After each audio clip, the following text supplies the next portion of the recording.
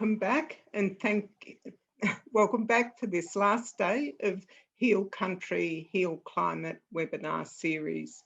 I think you'll all agree we've had an amazing and inspiring series so far. It has been a remarkable lineup of discussions each day, which have powerfully outlined concerns over the management of our lands, rivers, and the impact of climate change. Each day has raised the need for Aboriginal and Torres Strait Islander decision-making, the need for self-determination and free, prior and informed consent, and the need to draw from Aboriginal values to one of communal responsibility and of custodianship for future generations. It has emphasised that the sovereignty of Aboriginal and Torres Strait Islander peoples is ongoing, and has called for a treaty and just relations between the Australian Government and First Nations peoples. I'm Cathy Eatock. I'm a Guyri and Butchulla woman and co-chair of the Indigenous Peoples Organisation. And I'm speaking to you tonight from the lands of the Gadigal people of the Eora Nation. Before we move on, I'd like to first acknowledge that each of us in our differing locations are on the unceded sovereign lands of Aboriginal and Torres Strait Islander peoples. Those nations who lived harmoniously and sustainably with the lands, waterways, and other sentient beings for more than 60,000 years. I'd also like to recognise those Aboriginal panellists and the Aboriginal and Torres Strait Islander people watching tonight, to acknowledge your family's resilience in surviving the violent onslaught and dispossession that's been referred to as colonisation. Today's session, Pursuing Global Justice, will pull together those issues highlighted through the week. We can be inspired by the communities in the Northern Territory who've demanded a parliamentary inquiry on fracking, and the Kimberley Land Council, which is holding a protest at Parliament House in Western Australia to demand strong cultural heritage legislation following the destruction of Juukan Gorge caves and many other sacred sites. The Heal Country, Heal Climate webinar series has been held to raise the voices of Aboriginal and Torres Strait Islander communities, given the power disparity with corporations, extractive industries and government bodies that rarely give voice to Aboriginal communities. Climate change threatens everyone, with Indigenous peoples globally more vulnerable to the extremes of heat, shortages of water and to rising sea levels. So we can't address climate change without addressing that underlying inequity. A further avenue to address this power disparity is to take strategic legal action. While the judicial system has historically been used to condone Aboriginal dispossession and the interest of elites and mining magnates at the expense of Aboriginal people, developments in international law and the framework of human rights are now being drawn on to assert Aboriginal and Indigenous rights. International law and the global recognition of rights frameworks provides additional leverage to help hold governments and corporations to account. Litigation can be used to highlight the responsibility governments have to protect people and for corporations to meet evolving global standards. While we've had decades of corporate impunity, the increase in successful cases against nation states, with 40 cases taken between 2015 and 2020, has emphasised the legal obligations of states to prevent harm and make redress.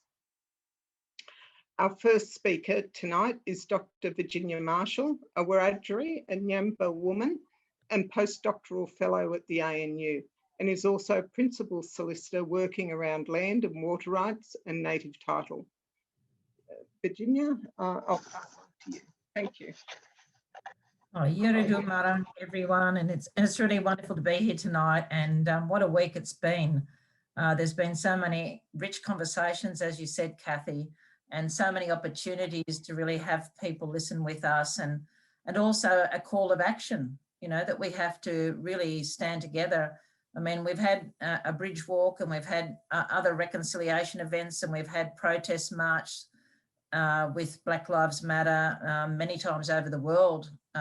Last year, especially in Australia, there was just so much passion that, you know, you could just be really revived that human rights was going to go back onto the agenda again. And we know that a lot of people are quietly working behind the scenes, and it shouldn't really be forgotten, Cathy, that most of these issues that we talk about with the environment really connect to our people and connect to our health and our well-being.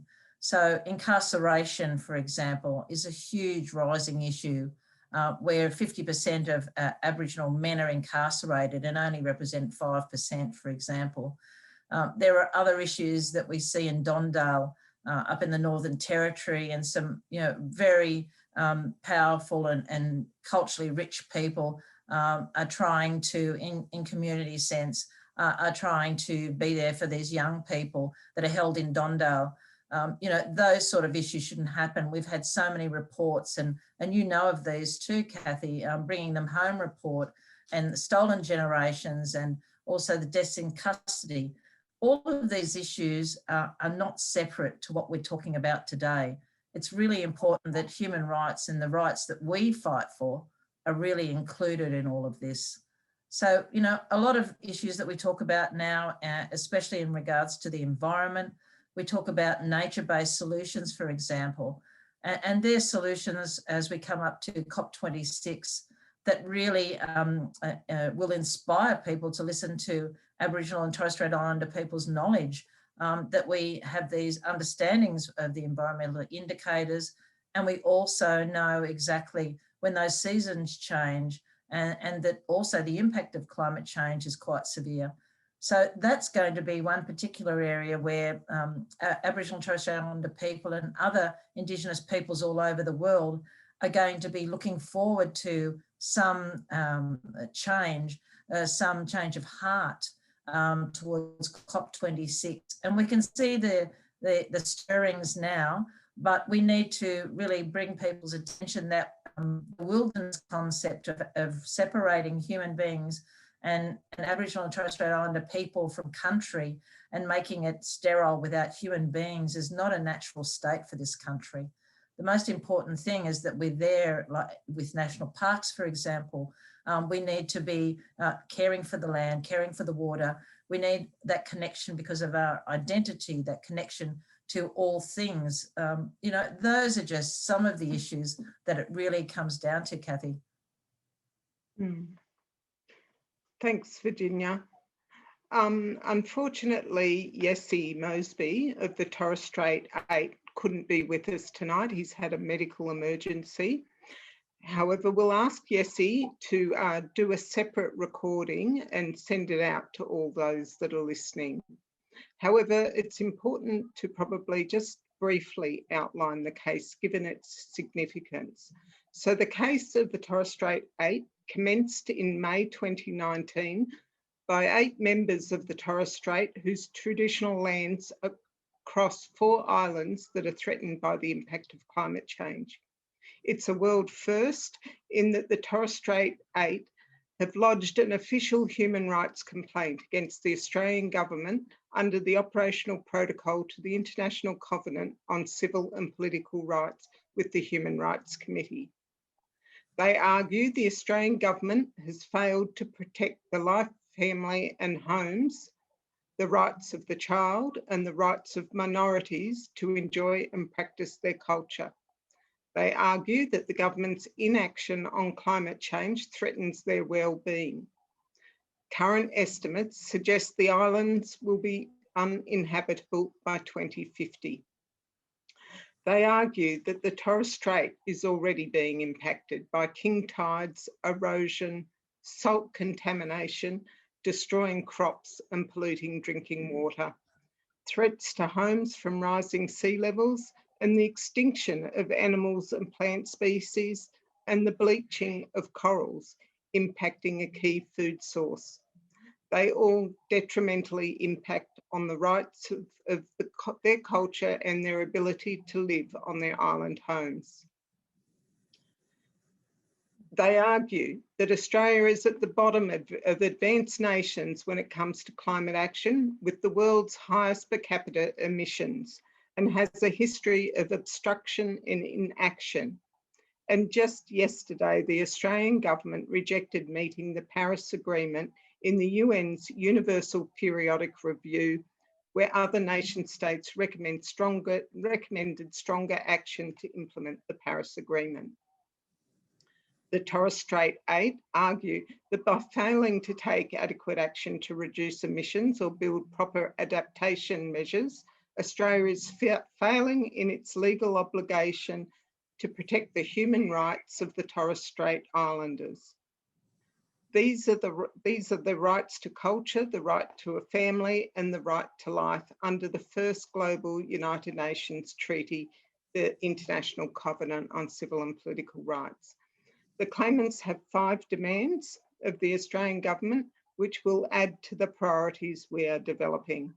So one is that they fund adaptation programs that will allow the Torres Strait Islander communities to adapt to the impact of climate change.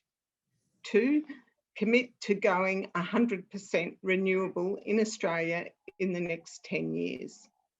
3, that they support the Torres Strait Islander communities to build community-owned renewable energy.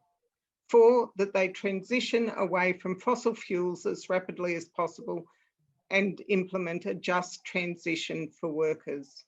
And 5, that they push the world to increase global ambitions and keep warming less than 1.5 degrees.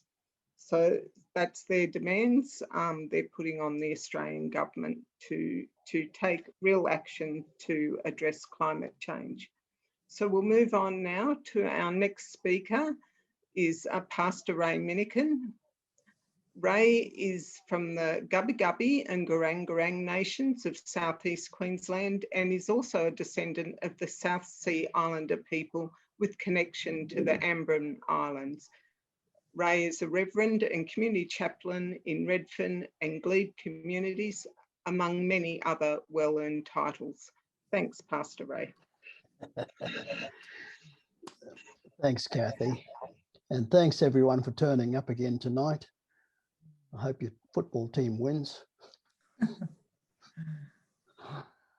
And I also hope our wonderful tennis star wins tomorrow night. Go Barty.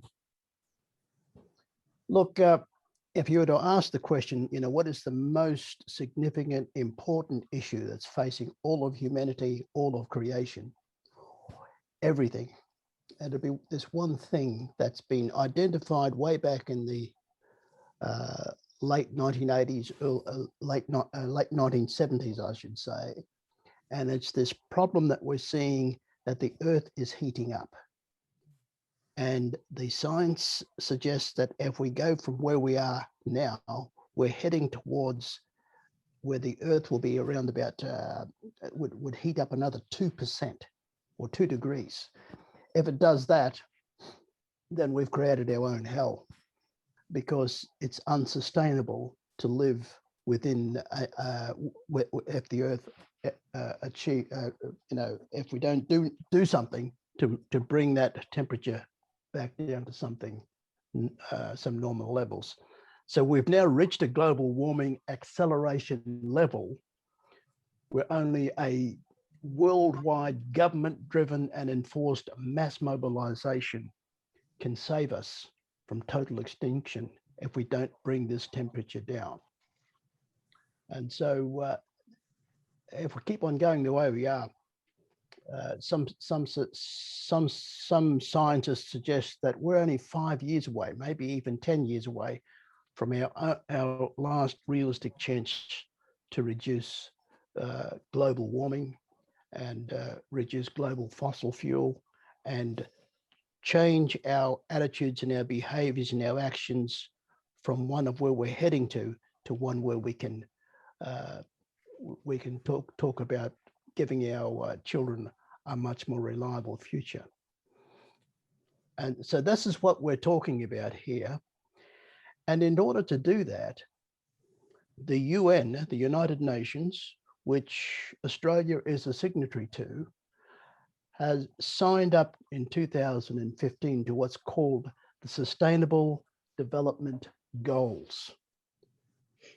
Those particular goals, there's 17 of those goals. There's the one was to end poverty in all of its forms and everywhere. Australia does pretty well at that.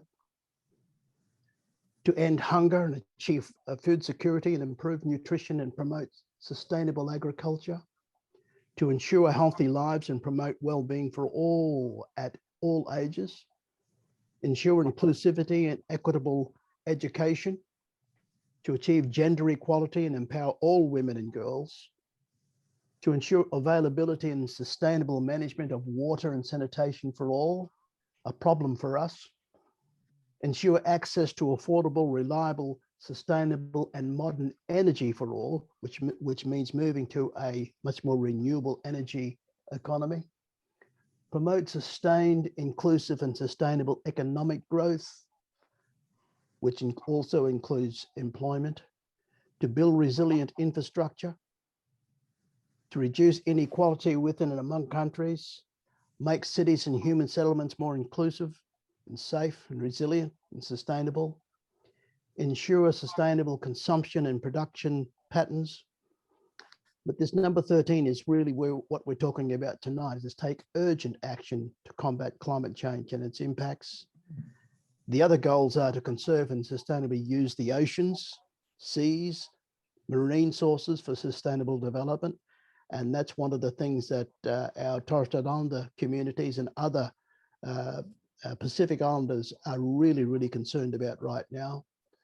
It's also to protect, restore and promote sustainable use of terrestrial ecosystems and our forests, combat desertification, halt all this land degradation and those other habitats where our animals live in.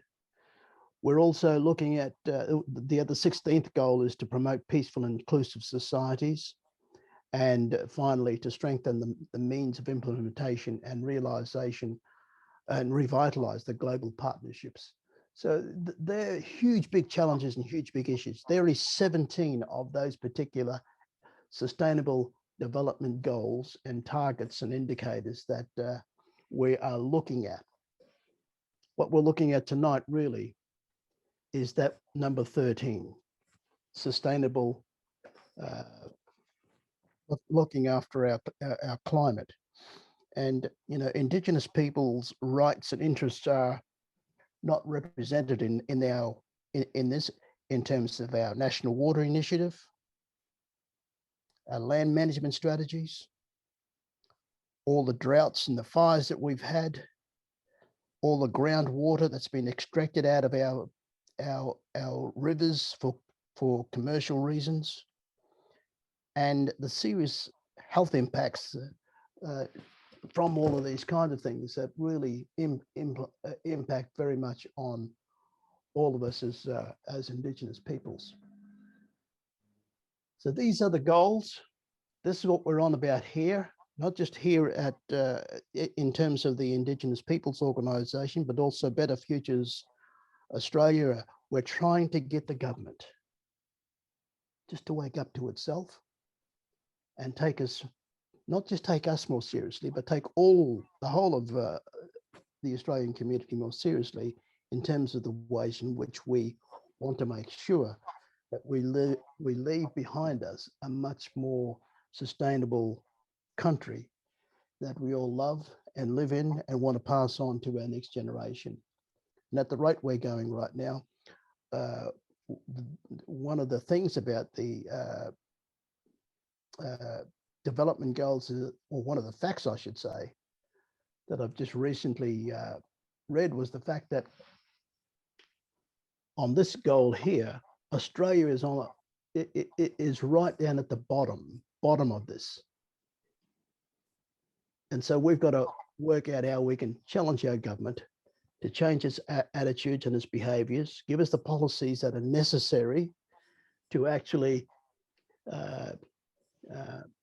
give us some kind of hope that we're going to reduce the ways in which our planet is heating up and give our country and our mother an opportunity to breathe and give our children a much more greater opportunity to see some hope for all this. That's all I'm going to share tonight. I'm going to please bring your questions to the floor. And I know we've got some experts here who can answer them. Me, I'm just only a local community chaplain. So thank you, everyone. And I think we're going to hand it back to Cathy. Thank you, Ray. Our next speaker is Kado Muir. Kado is an Indigenous rights advocate, activist and advocate, leader of the Nalia tribe. I hope I've pronounced that all right. You can correct me, Kado. And chair of the Native Title Council. Kado has researched and published on Aboriginal heritage and native title, and is a fierce advocate for the rights of Aboriginal and Torres Strait Islander mob, particularly in land rights and cultural heritage. Thank you, Kado. Thank you, Cathy. Thank you, Uncle Ray. Acknowledging the different countries that we all find ourselves coming from tonight. I'm over in my hometown of Leonora, which is north of Kalgoorlie, and Wangata people are the names for the various, or the Wangata Nation, I suppose, is the various names for the various language groups that come from our country. And my country's on the edge between the desert and the goldfields. So yeah, I suppose just building on the Sustainable Development Goals and the reason and the need to have such goals. Go back about 500 years or thereabouts, and you have Christopher Columbus responding to his mate Vasco da Gama, who had found a way to India.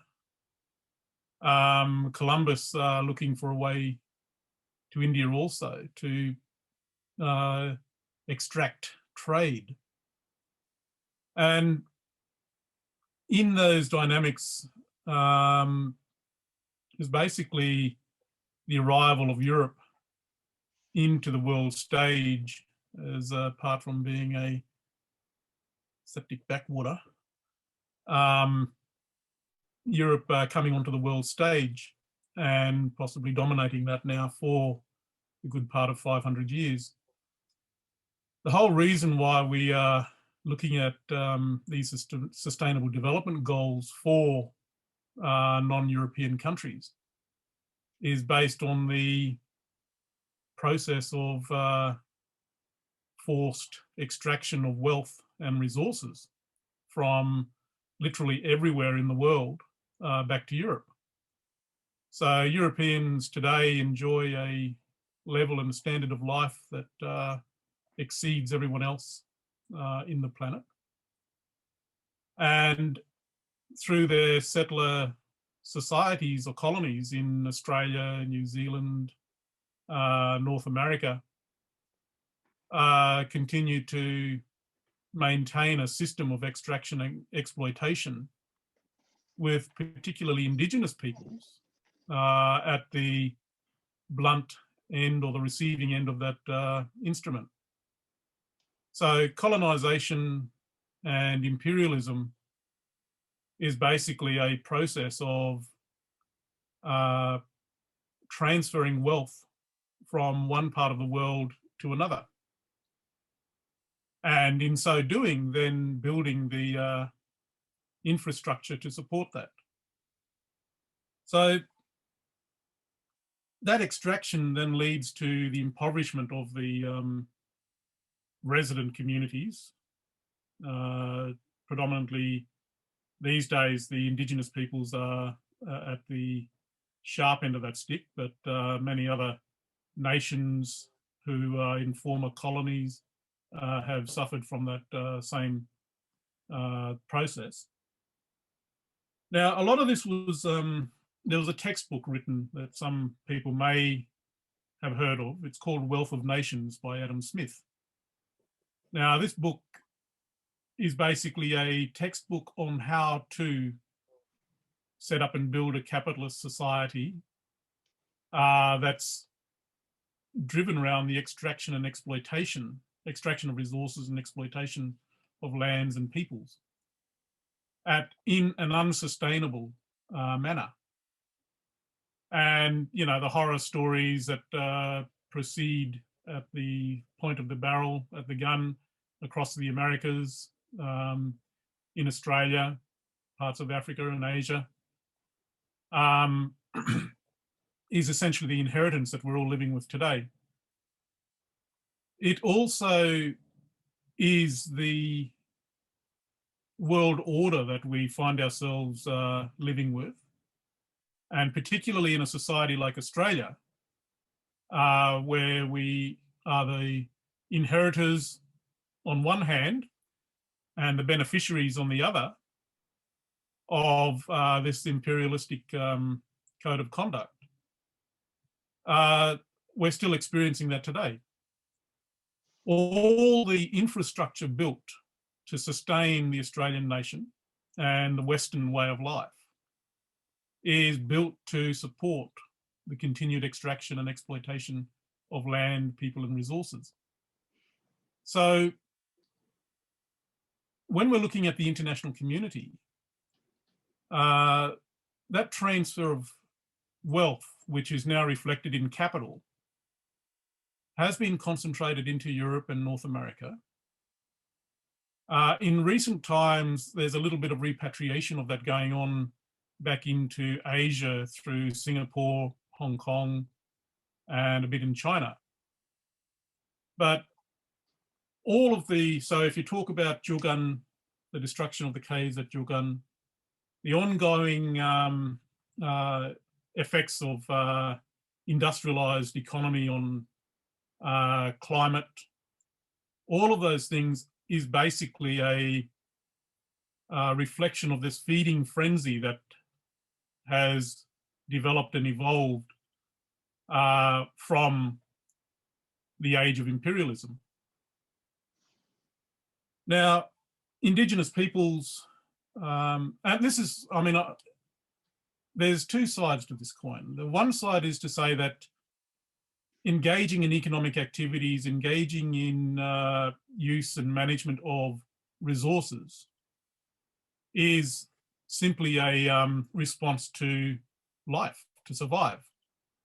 I would hazard a guess, tonight being a new moon night, in about 29 days, if you were to go outside at night, you'll find a spider has cast its web at a convenient location to take advantage of the rising of the full moon, with the insects flying up and getting trapped in the webs.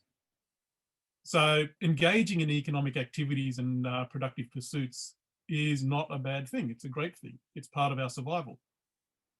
The problem is engaging in one that is exploitative, is unsustainably extractive, and morally repugnant.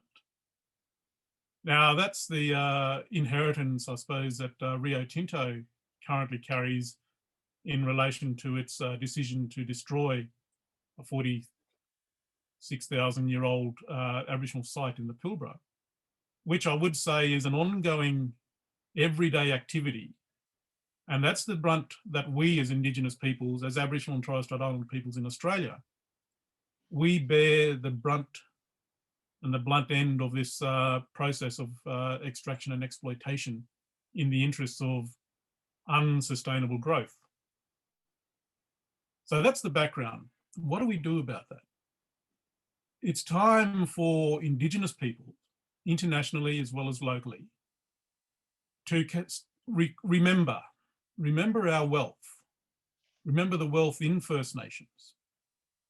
And I don't have the time to go into it now, but if you look at wealth itself, there's various aspects of wealth, whether it's the institutions, the laws, the economic system, the people. There are four forms of capital that are deployed that then generate the wealth of a nation. So the wealth of our nation as Indigenous peoples, we have land, we have people, we have culture, we have relationships, and we have a system of laws that sustain these relationships and promote and celebrate that.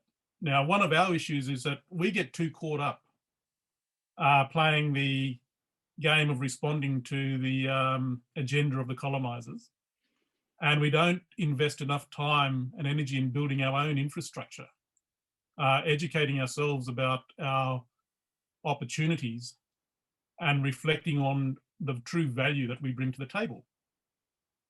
So in answer to this question posed about resourcing Indigenous peoples worldwide, there are the old model of extractive, exploitative economic activity is coming to an end.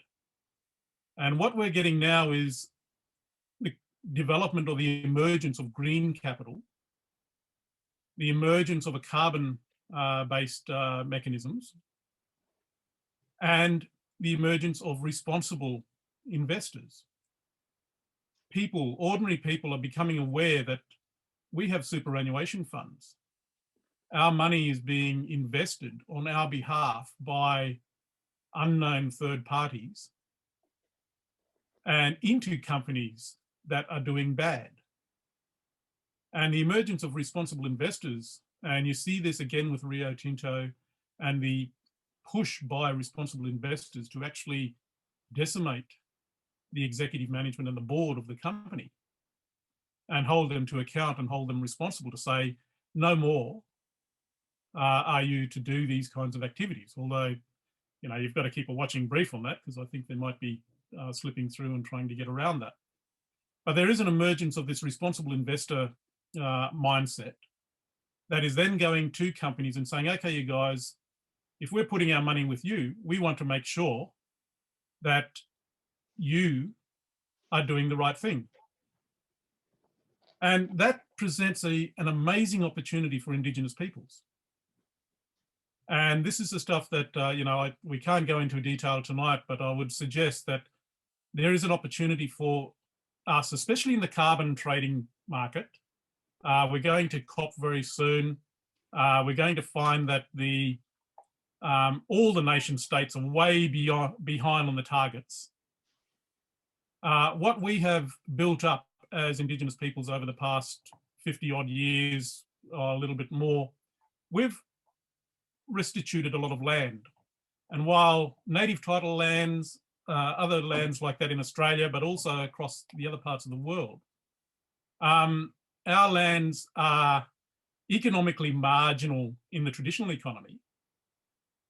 But in the future economy, our lands are the places where the wealth will be realised. And so it's up to us as Indigenous peoples to really get a handle, educate ourselves on wealth, on capital, the transfer of wealth, and also what do we need to do to build the infrastructure to support and sustain economic development on our own terms within models that we ground into our culture, and also that support and enhance our systems of looking after each other, of engaging with the environment, and basically realizing that we do have wealth in our First Nations.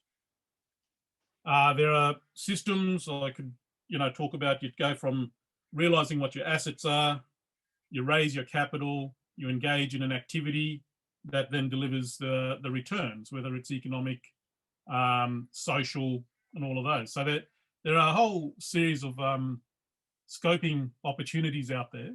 I suppose in this presentation, I just wanted to remind people of how we got to be where we are through this imperialist model, but also that our inherent culture, our soft infrastructure within Indigenous peoples, which are, give you an example of that, what I mean by soft infrastructure is the kinship system.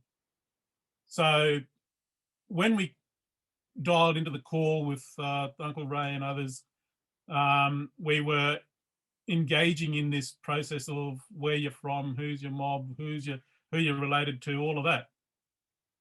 That is actually a very, very, very high level business interaction that businessmen out there would die to have that kind of network.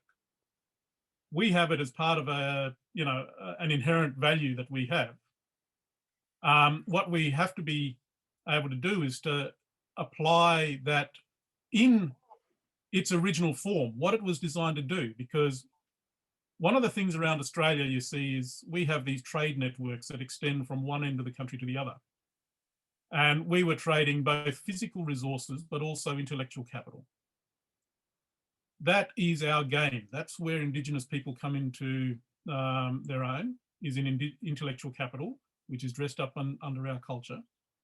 And so we have a lot to contribute in this new carbon reduction-based economy that addresses issues in climate change, but caring for our country. And that's the value that we can bring to the table, which there's a capital market out there that's looking to invest. And all we need to do is engage with that market through the framework of a responsible approach that then delivers results on the ground. So in closing on that, I'll just get everyone a highlight that there's a lot of Aboriginal ranger groups out there, and these ranger groups are engaged in managing country for bushfire protection, etc. But it's also about managing carbon and the storage of carbon on our lands. So it's happening, it's emerging, but it's time that both at an international level, but also domestically, we should be engaging in these conversations and with a view to how it actually addresses here in Australia, 200 plus years of disadvantage and marginalisation. How can we make up for time lost? So that's all I'll say for now. Thank you. Bye.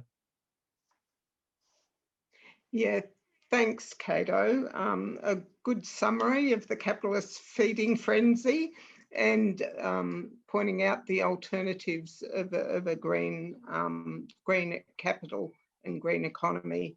So thanks for that. I'd like to encourage people to post questions if you have any questions.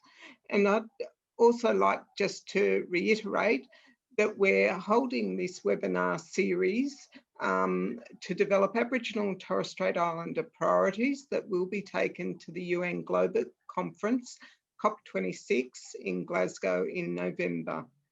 It's critical that Indigenous peoples have a strong voice in these climate negotiations. Indigenous peoples, as we've mentioned, are disproportionately impacted by climate change, rising temperatures and rising sea levels. However, as we've heard, Indigenous voices around land and water management have been suppressed and decision-making over traditional territories have been sidelined. Indigenous peoples within Australia and globally continue to be dispossessed as governments privilege mining and extractive industries at the expense of First Nations peoples. However, Indigenous peoples, as Kado's pointed out, can also play a key role in mitigating climate change. The role of Aboriginal and Torres Strait Islander peoples as custodians of country and waterways can be drawn on both caring for country, not only in re-establishing sustainable land management practices, but also in sharing their ancient knowledge with the broader community to improve their processes and their practices. Aboriginal people can also participate in climate mitigation strategies, reforesting, contributing to national policy approaches, and developing alternative economic development models and supporting renewable energy. In the COP26 and all global climate change negotiations, Indigenous peoples need to be included to give full participation into a rights-based decision-making around climate change and mitigation strategies. The Declaration on the Rights of Indigenous Peoples from 2007 and the World Conference on Indigenous Peoples in 2014 both confirmed that free, prior and informed consent is a fundamental principle and is embedded in Indigenous rights to self-determination and entitles Indigenous people to determine the outcome of decision-making that impacts us. So the development of these priorities will feed into the global deliberations and will also be used to promote Indigenous informed mitigation and adaptation strategies within Australia.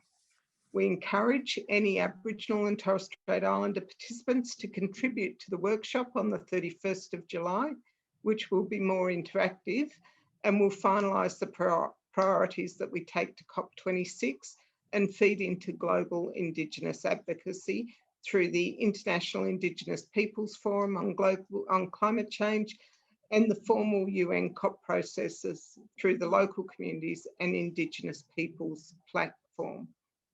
So that's basically outlining our processes are going to the workshops on the 31st. Now we'll just move to some questions that have come in. So the first one I have here is what strategies or actions by First Nations activists are most effective in challenging this entrenched neoliberal system? And the second part of that, and how best can allies support dismantling this system altogether? Do each of you want to make a comment on that? Yeah, I just wanted to actually go back to what Kado and link that up, you know, with the green economy. We also see, you know, those issues, Kado, with the commodification of water.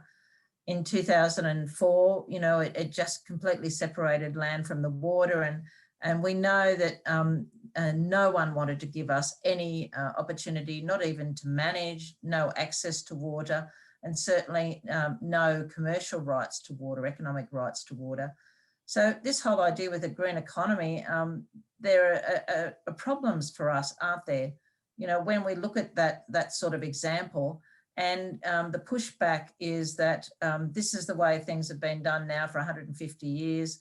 The way that the water's been managed, we've got a whole range of stakeholders and some empathy there too from some farmers and some pastoralists.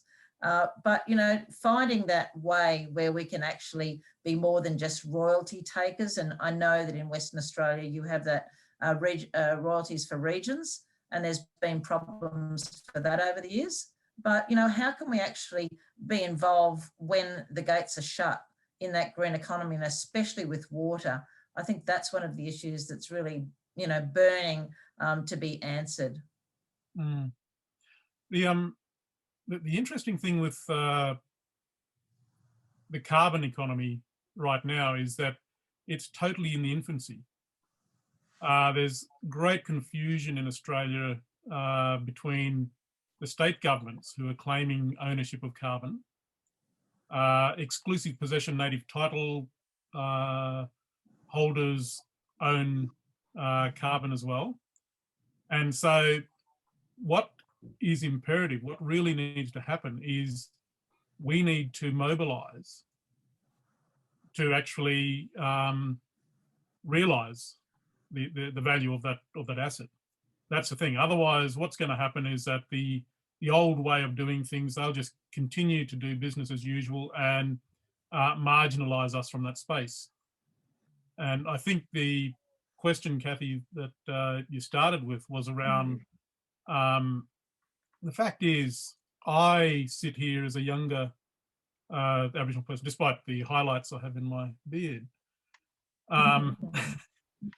As a younger Aboriginal person who inherited a opportunity and a position from the elders who have gone before, and this is the thing that we have as a competitive advantage, is that we have an intergenerational cause that we continue to push, whether it goes back, you know, we're celebrating NAIDOC Week. NAIDOC Week, it goes back to activists in the 1930s who were basically campaigning for the realisation of our rights. So the great opportunity that I have is somewhere along the line, one of our elders argued that we should, or not one, but our elders argued that we should have equal access to education. So we're able to sit around now and take advantage of that opportunity to take our cause to the next level. So that's the, I think there's a Maori author called Linda Smith. Tuai Smith. Yeah. Yep. Whose argument is about, you know, our project, looking at it from the perspective of a project. And that's essentially where we are. We're just current custodians of this campaign in the time that we're here, but that will be carried on and passed on to the next generation of baton holders, as long as we maintain that cultural integrity and that, you know, what we bring to the table, respect for elders, respect for country, spirit, all those sort of things, and maintaining our culture. We're on a journey that I think ultimately we will win. Yeah. Thanks, Kado. Virginia, have you got something to add, and Ray, on that question, on that first question? What are the strategies and actions by First Nation activists in challenging this entrenched neoliberal system, and how can allies best support dismantling the system? I think I'll just have a quick response to that, is that I think we've been doing very well with COVID. You know, it's given us an opportunity in some ways, you know, when our communities are safe and protected and locked down, and that's what they've just did, self-determined, and it's very wise.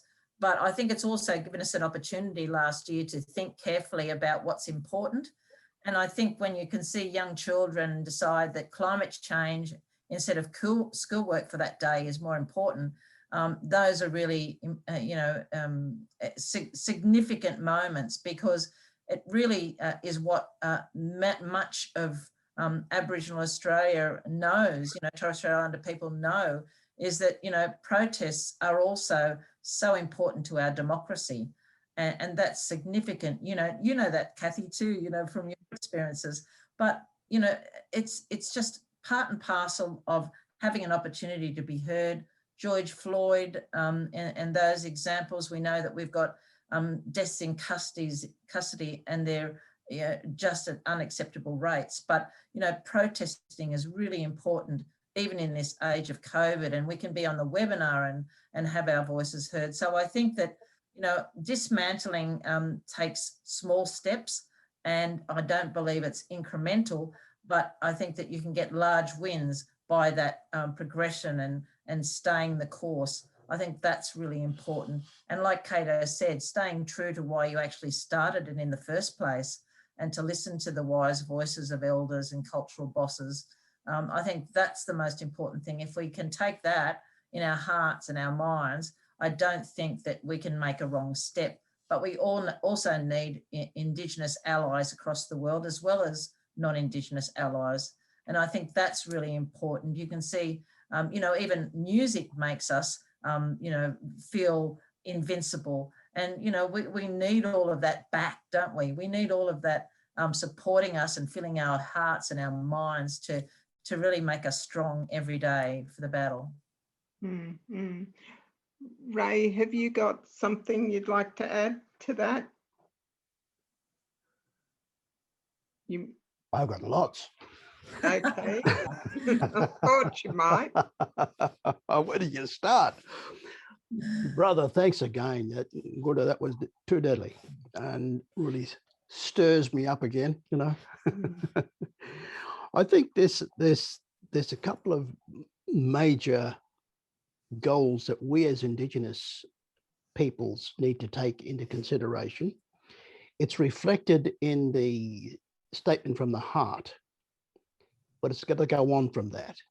Yeah, we can talk about truth, treaty, and voice, but the main goal really is that we've got to take control of our country. And that means that we've got to start talking about our own constitution, and we've got to talk about becoming a republic.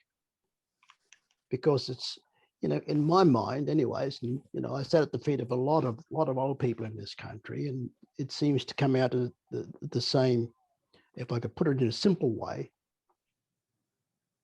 The question is, you know, how can a dysfunctional family in a foreign country own my land? It's just unthinkable. You can't comprehend that. I can't, still to this day, that we live on Crown land by a family who don't even have a relationship with us, who live in a foreign country and are dysfunctional. How can that be?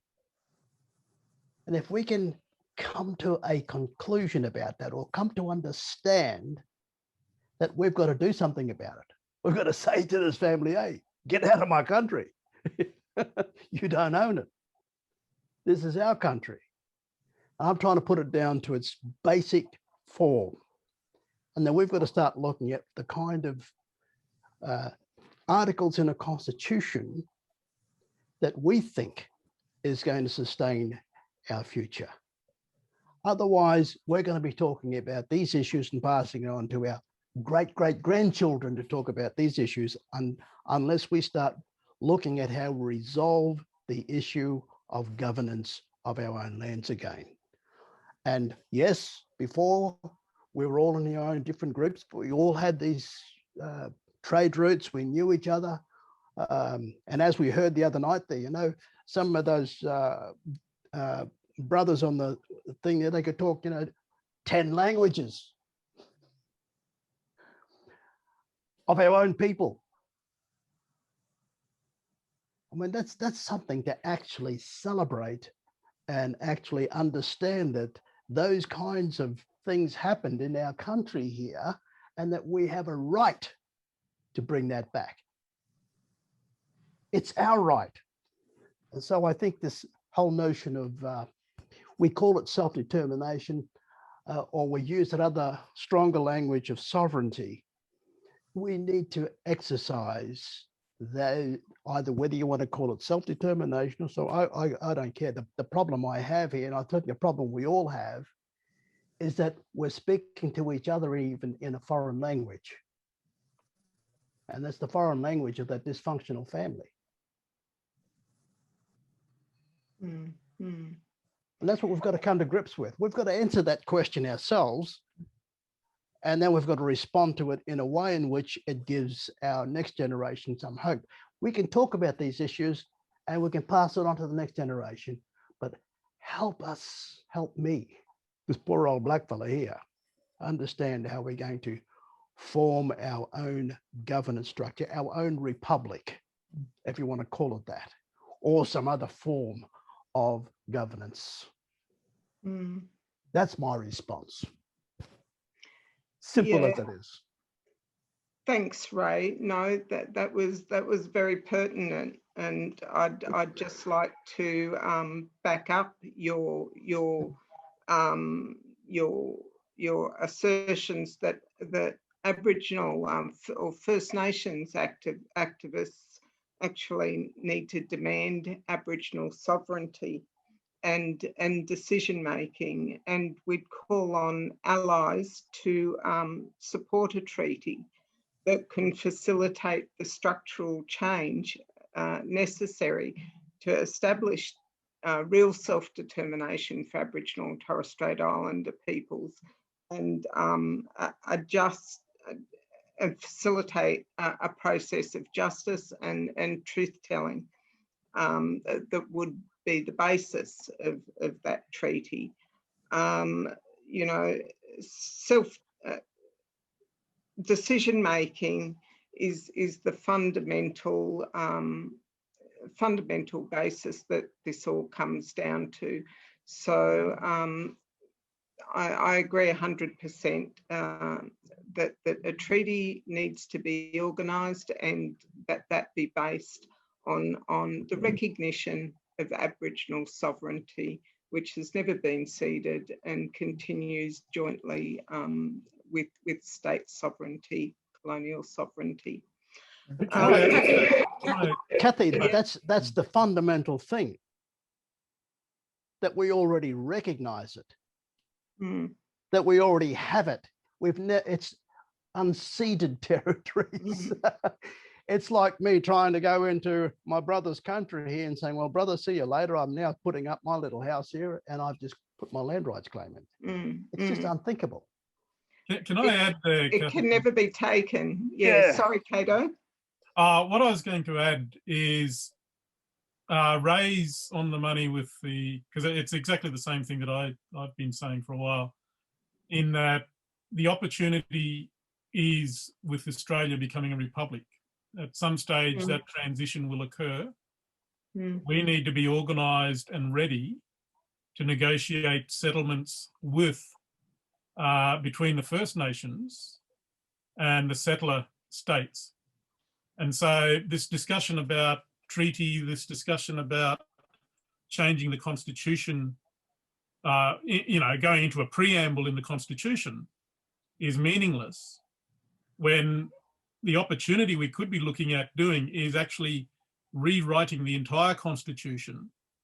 And in doing that, we reflect the relationships between the First Nations and the settler states.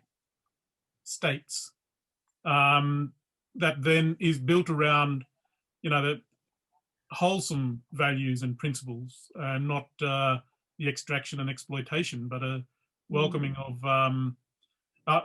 in the, you know, talk earlier this week, we talked about the importance of people speaking languages of the land, resourcing that so that every Australian has the opportunity to learn the language from the place that they actually live in. So it's just, you know, simple things like that. And I think the discussion also comes about with doctrine of discovery. You know, that's been on people's minds for years, but that whole idea of framing the dominance, and they call that a framework of dominance in international discussions. So, you know, that in itself is a huge barrier. And you're right, you know, when you talk about those different issues that cause a new reset to the way things are being done, you know, that doctrine has really been dogged in the way that it's also just kept sovereignty and sovereignty issues at bay. And we can see, you know, many of the judges will certainly balk at that issue being discussed, and certainly it's never been resolved. So that discussion is really, really strong. And I think that also fits perfectly in what you're saying, Uncle Ray, and also with Kado. Yeah, I think Kado actually raised the other day the Mabo decision, which is really significant and hasn't actually fully been implemented or explored, because Mabo didn't just recognise the native title rights of the Muir people. It recognised traditional law continued, and that traditional law is sovereignty. It's the sovereignty of Indigenous peoples, and that hasn't really, thanks to John Howard and the 10-point plan and a whole series of legislative moves since then, have continuously tried to constrain that judgment, but it hasn't been given full effect, and it needs to be revisited, because it was a just finding, but the follow-up legislation hasn't lived up to the promise of that finding. And you're right there too, because there's in that declaration by the High Court there, actually there's two High Court decisions that have really we need to revisit and somehow claim as our basic rights under this particular legal system anyways. Those two decisions are not just only the Mabo decision, and one part of that decision, I think it's in the declaration, I think it's the fourth declaration, the High Court declared that the Miriam people have the exclusive right to possession, occupation, use, and enjoyment of the lands of their ancestors. Those four things, if you put that particular definition of sovereignty on any other nation on the planet, whether it be the French or South America, that would sit perfectly within their definition of what sovereignty is. Now, the High Court decision made this decision here in Australia. Now, out of it, we've got this stupid thing called native title. But the other decision that was made here by the High Court, which I think we haven't really analysed very clearly, is the one that was made between the High Court and Love versus the Commonwealth and Trump versus the Commonwealth, where they declared very clearly that none of the events of invasion, settlement, federation, or the event of foreign citizenship laws have displaced the unique position of Indigenous peoples with their lands, and it is just not ancestry of place or birth or even both. Indigenous peoples have a connection with the land, waters and skies under Indigenous laws and customs. No imposed citizenship act has removed or modified that connection. No parliament or foreign government has removed or modified that connection by any other laws or legislation. So therefore, that little family over there in the foreign country there has no rights over us, according to the bloomin' High Court decisions. Yeah, unfortunately, Their Uncle language. Ray, it's not going to, and it hasn't been applied that way, but it's really great for us to interpret it that way. It's not about them applying it to us. It's about us applying it to ourselves. I know, and I get that. And I think that's really important. I'm getting a bit passionate here. I better No, close. you're not. No, we want a question. passionate Uncle Ray. There's a question from an anonymous attendee. Can we please discuss the impacts of animal agriculture and human population on the environment, especially its impacts on this country as it plays an overwhelming part of the climate crisis? I could start with that because that's something that I'm particularly interested in. And dare I say it, it goes back to this debate about a certain book called Dark Emu. But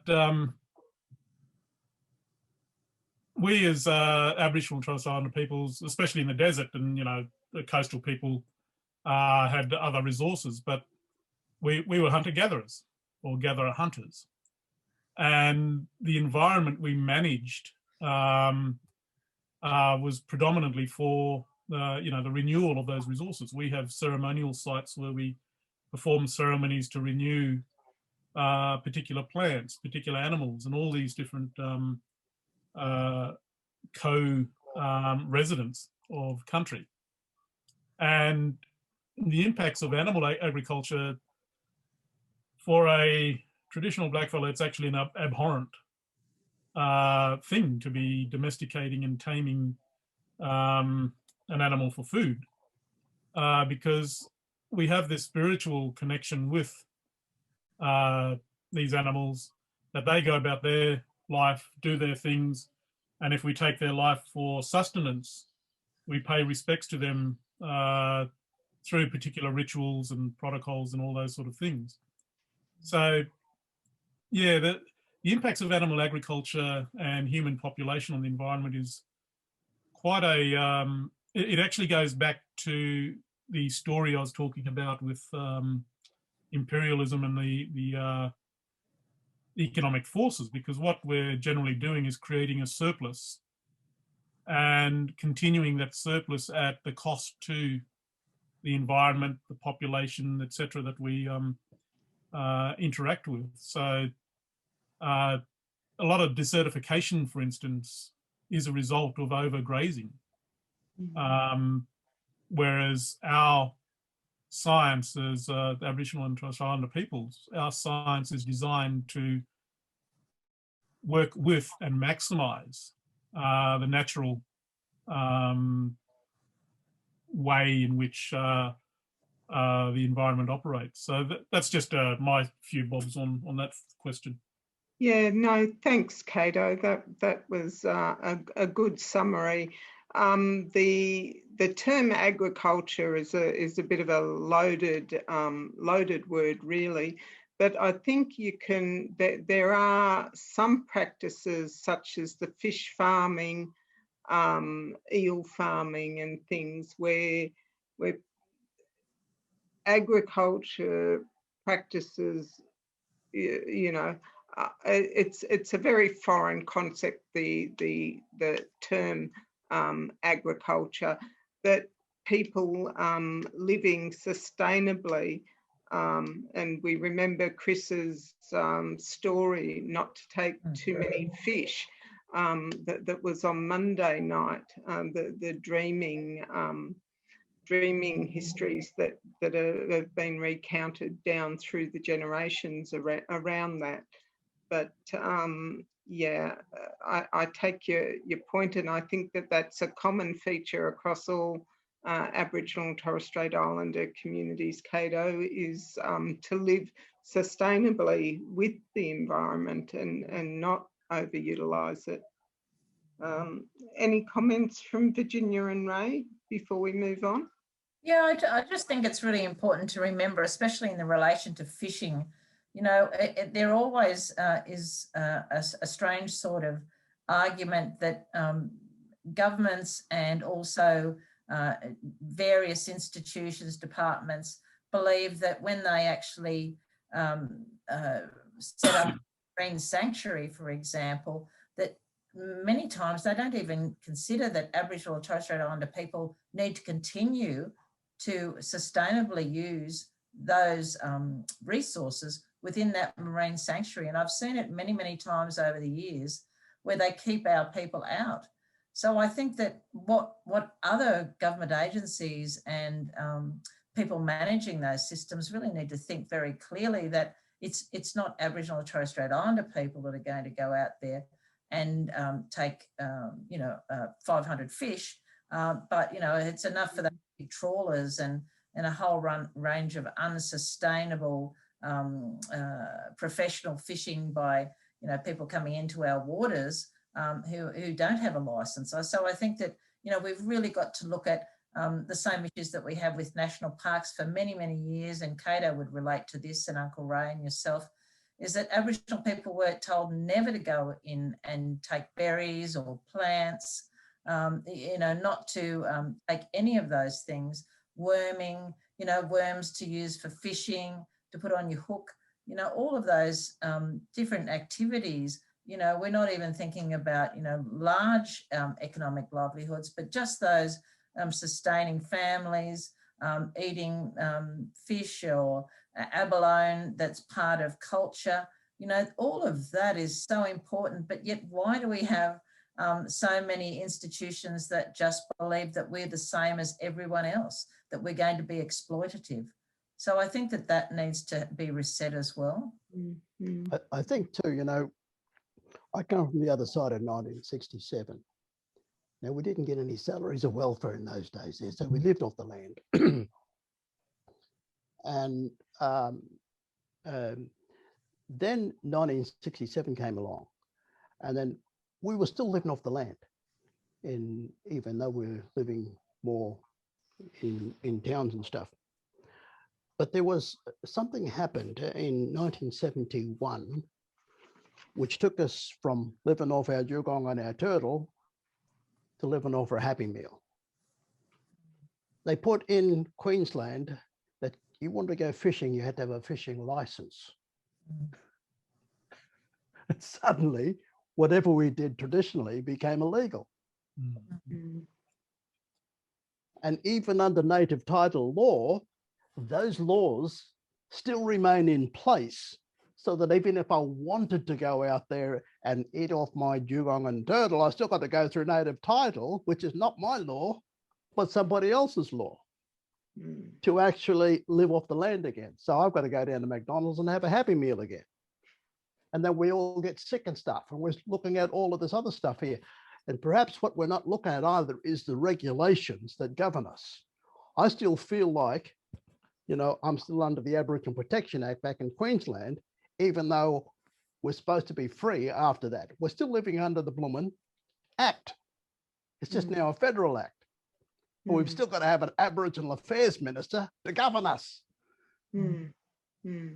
That's very true, Ray, very true. And, you know, the lack of control that mob have over sacred sites just really highlights that. There's the other element to that, which those regulations and those laws are actually designed to create a dependency. And in that dependency, you then are forced to engage in the market economy.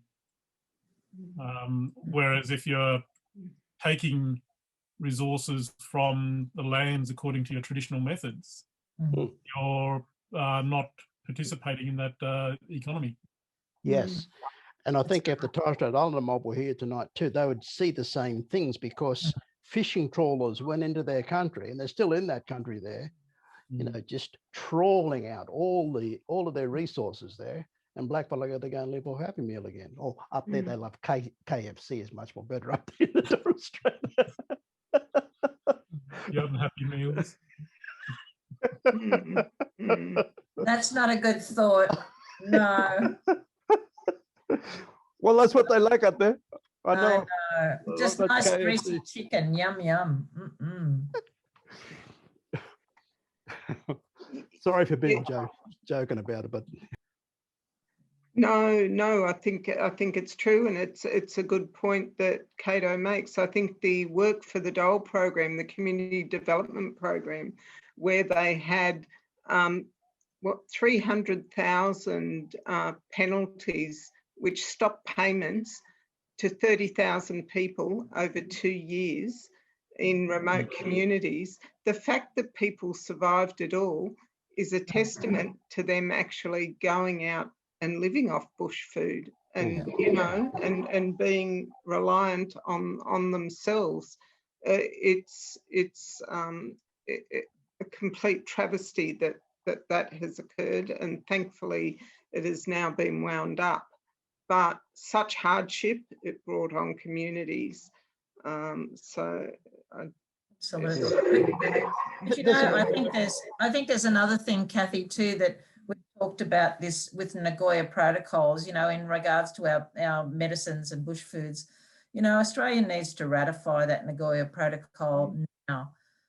You know, people don't realise that, you know, there's so many benefits for Australia to actually ratify that Nagoya protocol, because, you know, when we're actually going to be dealing with other nation states and exporting these foods and also medicines, you know, we need to have a certification that we've actually taken the supply of a particular plant or whatnot, that it's being done in the best of integrity, and it's also been sourced with integrity. So, you know, we really need to make sure that that's endorsed really soon. It's you know, that benefit sharing agreement, so we can have a register and make sure people are getting exactly what they deserve. You know, just the end of a food chain. I think that's also really important. You know, one of the other outcomes of that fishing license was the fact that the extraction of raw materials in our country there created the poisons to go into that particular area, those fishing areas. And we had, you know, two-headed fish and all kinds of different types of crabs. You can't eat your food anymore because of the pollution in the water. I mean, I'm living here in Sydney. I would never eat a fish out of Sydney Harbour here. It's and it's because of these regulations that they don't regulate the poisons, but they will regulate what we can take out of the for our traditional foods. And it's even, you know, when you look at Muir, for example, up in that area there with the cotton industry, all the spraying that's happened up there has created all these cancers. And I personally, on the other side of 1967, I didn't even know that there was such a word or a disease called cancer. Now it's just rife throughout our communities. What's causing that? Yeah. Can I come back, Cathy? Oh, I was just going to come back to a point that Cathy made about the poverty experienced by our mob during the CDP changes. The thing that we need to celebrate in that is it comes back to one of our institutions' social soft infrastructure that we have, which is the sharing economy that we enjoy and participate in. Now, everyone talks about it negatively often because, oh, you know, Relo's asking for this and that. But that sharing economy is a fundamental aspect of us being Aboriginal and Torres Strait Islander peoples. And that's how we survive these hardships, is through that sharing economy. Yeah, like one of my old elders she showed me a long time ago. He said, you know, you got to look at your people from a positive view, asset based, you know, because we built this country. We built the pastoral industry. We built the infrastructure like roads and rails. We built the fishing industry. We did all of that stuff, even though it was slave, you know, slavery and all that kind of stuff. But we also changed the ways in which things work. I mean, CDEP didn't come out of Johnny Howard's mind. We created CDEP policies because our old people knew how to make sure that our young people, if they want to get this welfare, they're going to have to work for it because they had the work ethic already instilled in them. So they created that and saying, you give us the money, we'll make these young fellas work for their money.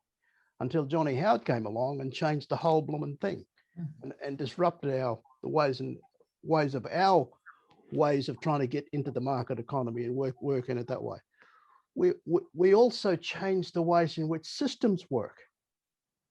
And I can tell you this because, you know, from the other side of 67, we didn't have an Aboriginal medical service. Where did that come from? That come from an Aboriginal mind. Aboriginal legal service, that come from an Aboriginal mind. I don't think the Land Council came out of an Aboriginal mind, but they make sure they try to shape it that way. See, well, the Kimberley Land Council did. People's Movement. A people's movement, yeah. Then it became legislated. And once it got legislated, it got a little bit tied up with all that kind of government people there, appointing people and all that kind of business. Yeah, the CDEP was different to the CDP, the more recent one.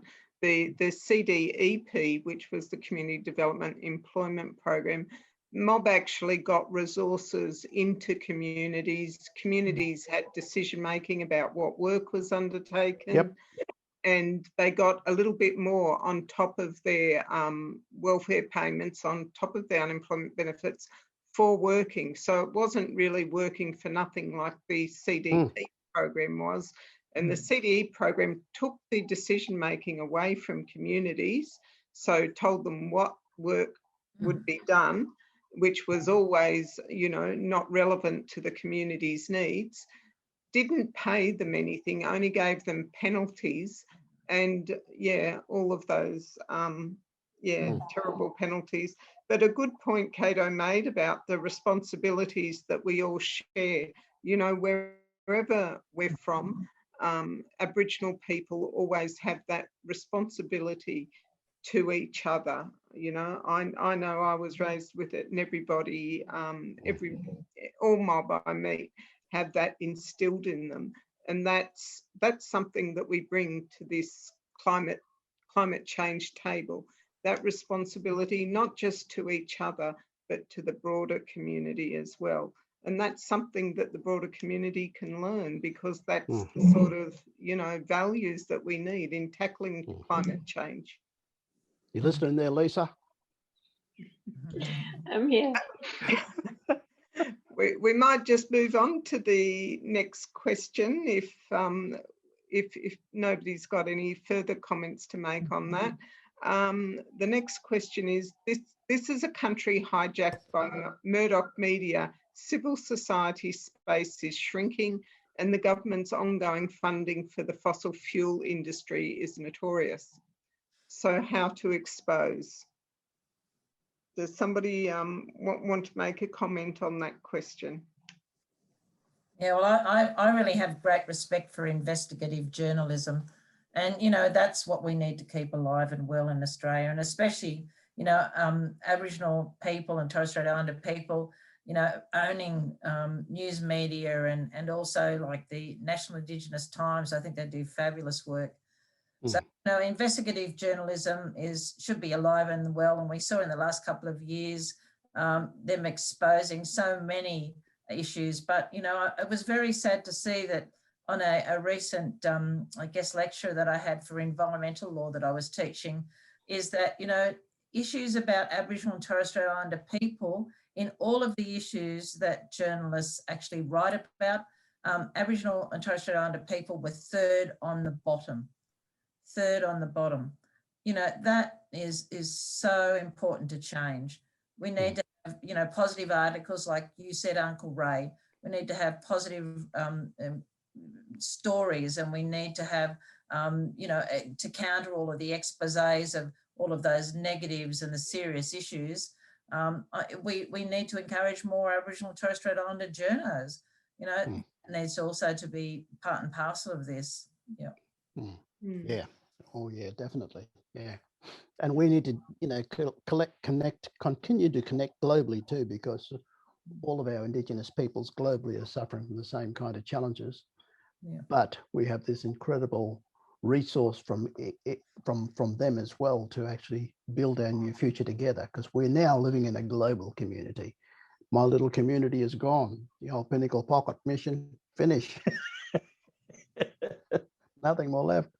And so we now have to connect globally to try to build more community, and we can do that. I mean, I'm part of a global Indigenous university. We've done it. It's done. It's finished. We've got it up and running. It's all at postgraduate level, and we're registered with the US government. We've got an accreditation there, so you know we've done it. Yeah, and it's self-determination, Uncle Ray, too, isn't it? You know, the university works too. Definitely, yeah. We've got to own our own knowledge, and we've got to own our own stories. They're our stories. I mean, you know, one of the old people often said to me when I was out there that these researchers would come in and research this old fella and get all of his knowledge, then he'd go out and get his PhD. And the old fellow was saying, well, hang on a sec.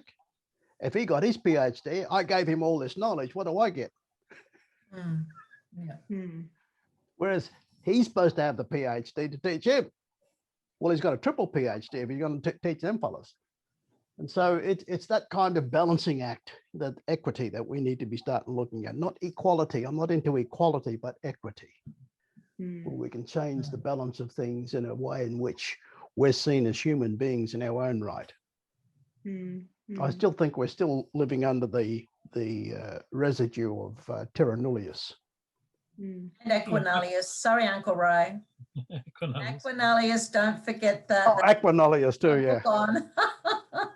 It's actually the one of the side effects of the Mabo decision, which not many people cotton onto, is the fact that Mabo officially, legally established Indigenous peoples as human.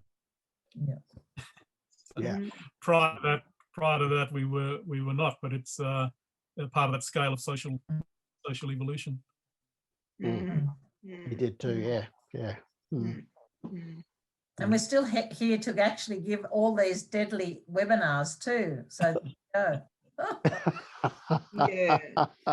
yeah, no, I think that's actually a good point, that the webinar does help expose these, and you know, that's one of the reasons we're holding the series of webinars, is to strengthen the voice of community mob. We've consciously gone for community representatives over the sessions over the last few days, the last week, to promote the voices of Aboriginal and Torres Strait Islander communities against those corporate interests that do always get promoted. So, you know, every little bit helps. That's right. And Uncle Ray's given us so much positivity. Look out. So if you don't get up there and go and make your dinner dancing to No Fixed Address or there's something wrong with you. Yeah. All right. Well, it's coming towards the end of the session. I'd just like to give a big thank you to all of the panellists in particular, and also everyone joining us from home tonight. It's been another passionate discussion of the critical issues impacting our communities. I'd also just like to remind Aboriginal and Torres Strait Islander people at home that you can register for the interactive workshop on the 31st of July if you'd like to assist us to finalise these national priorities. Thank you for all of your patience tonight and over the last 5 nights, and to all of the people who've contributed to such an incredible series of discussions. It's been my pleasure to contribute and sit with you amongst all the wisdom that's been shared. So thank you all very much. Thank you and good night. Mananguo, Yenyama.